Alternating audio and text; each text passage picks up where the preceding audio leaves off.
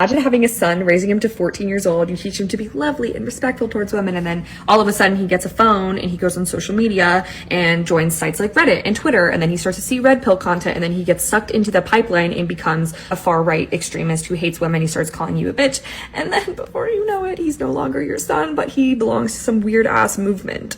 That is my worst nightmare. So you're telling me, like, that is so dumb for you to even say things like this, because first you assume that it all of a sudden happened out of nowhere when you're the one that got him the phone, and you say that he got sucked into the pipeline like if there's some magic UFO type vacuum cleaner that's going around and just abducting these people.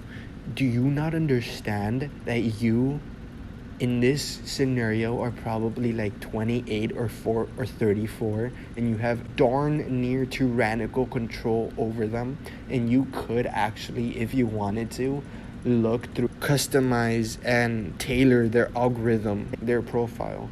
You can quite literally control everything so that this doesn't happen, but you are so victimized in your own mind that you think there is no way to stop this, when there are many things you can do beforehand to stop, but you just can't allow yourself to say, hey, you know, maybe I'm the problem. Maybe this wouldn't have happened if I was a little bit more, a little bit more involved.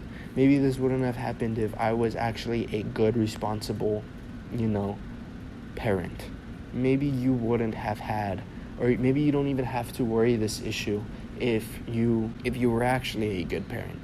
This reminds me of that clip from Bill Burr where he said he was on Howie Mandel's podcast, and Howie Mandel made this dumb joke that everyone makes about daughters. Wait until they grow up. Wait until they get in high school. Wait until this. Wait until that. Yeah, you're like the fun dad. Right. You're the fun dad. I think that's what you said the whole time. No.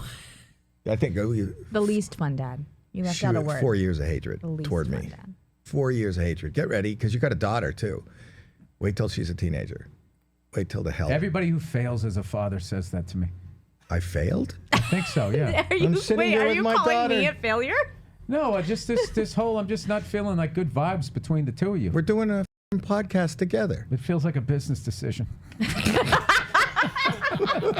And you know what? That's very apt, because I think you can apply it to this woman here. If you're not a failure of a mother, then you have nothing to worry about, because the way you're talking, it is putting everything onto them, and they don't even know they don't even know that they have 14 years and not another 14 more. They don't know as much as you do. And I know you know this much because you're actually saying what you're scared of. But because you're such a victim to your own mind, you don't have a mental framework of how to deal with things like this, where you're actually the culprit of it, or where you have a large part of responsibility. That is the word, responsibility. You have a large responsibility in part of the problem. You are as responsible for the problem as you are for the solution. But the thing is, you can't get to the solution. You can't be responsible for the solution until you're responsible for the problem. And what you're doing is you're offloading all of the responsibility onto him suddenly getting a phone, suddenly out of nowhere, as if it just appeared, evaporated into his hands. Are you telling me that you believe in magic? Like, you weren't the one that went out and went shopping with him? Like, if he suddenly gets pulled into the pipeline, like, you're not able to monitor his feeds? Like, you're not able to go and scroll through his feeds like you do mindlessly every day on your own? You want to put it all on him? Girl, do some basic parenting. Pick up a parenting skills for dummies book. You are not allowed to get mad at the human you raised. You could still get mad because you raised them better than that, but did you really raise them better than that? You gave them a phone and said, hey, watch out for strangers, and let him go off. That's the same as, sending him to 3 or 2 years to Dagestan to forget. But not even Dagestan, because there you have high-class world practitioners of the martial arts. No, you're throwing them into the middle of a road of a busy highway intersection and saying, remember, don't talk to strangers, and letting them go off. Do you know how, like mentally handicapped you have to be to think and do and act like that? Oh my gosh.